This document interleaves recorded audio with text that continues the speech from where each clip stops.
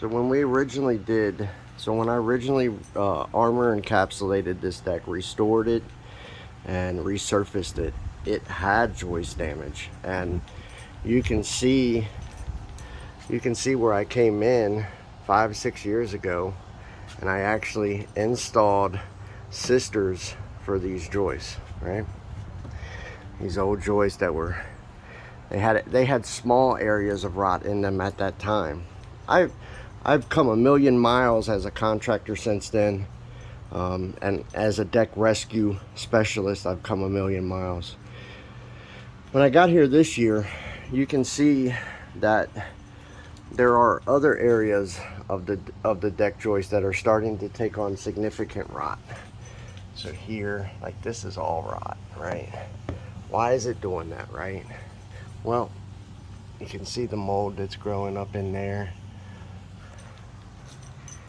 The conditions are ripe, and the conditions are favorable up on the underside of this deck system for mildew and decay to start setting up on exterior wood. And that's all it takes, a humidity pocket, something like that.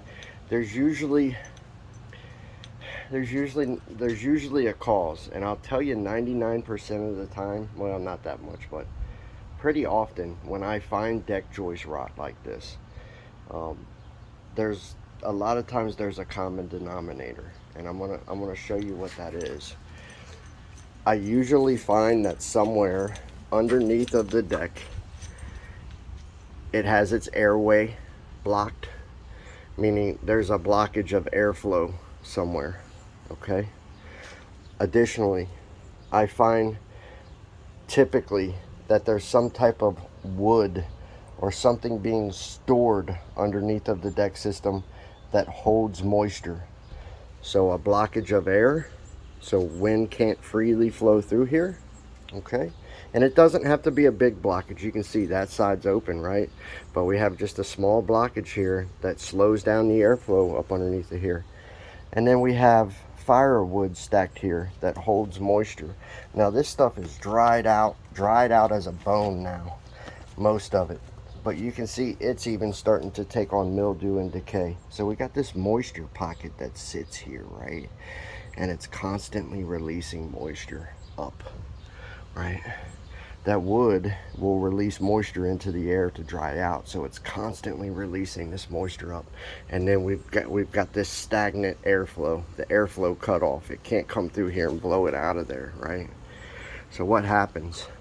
These joists, they're like, hey, we're kind of dry, you know, we've been down here for 15 years and we've got room to take on some of that water. And so they start absorbing this nasty moisture that comes out of this wood. They start absorbing it, and it's a bad deal, right? Then the next thing we know, these joists are just plumbing right full of moisture constantly, and they have metal that's going into them via the deck boards, the screws of the deck boards up there.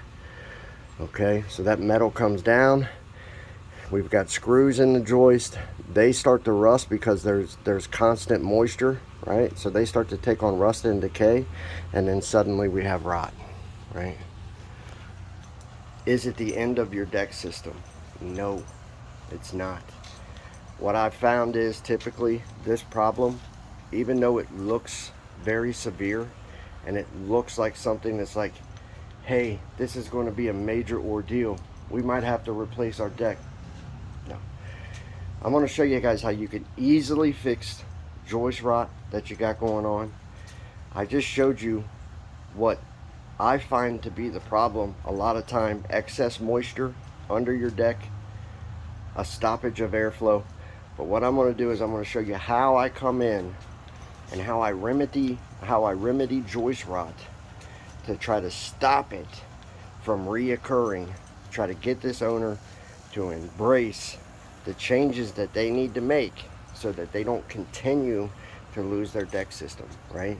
I'm going to show you that. I got a special process that I use to restore and fix rotten deck joists so that the rot and decay doesn't keep going, right? I'm going to show you guys that in this video, but it's absolutely not the end of your deck system, and we're going to talk about that, right? Stay tuned.